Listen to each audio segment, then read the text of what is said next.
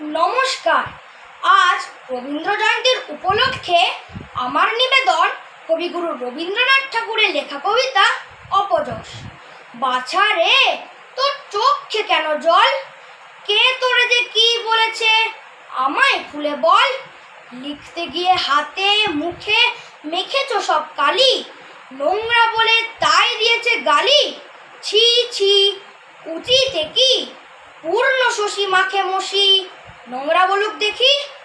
বাছা রে, তোর সবাই ধরে দোষ, আমি দেখি সকল তাতে এদের অসন্তোষ।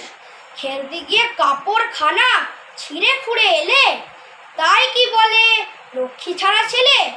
ছি ছি, কেমন ধারা, ছেঁড়া মেঘে প্রভাত হাসে, সে কি লক্ষ্মী ছাড়া। কান দিও না, তোমায় কে কি বলে, তোমার নামে অপবাদ যে ক্রমেই বেড়ে চলে। মিষ্টি তুমি ভালোবাসো, তাই কি ঘরে পড়ে, লোভী বলে তোমার নিন্দে করে। ছি ছি, হবে কি, তোমায় যারা ভালোবাসে তারা তবে কি। নমস্কার।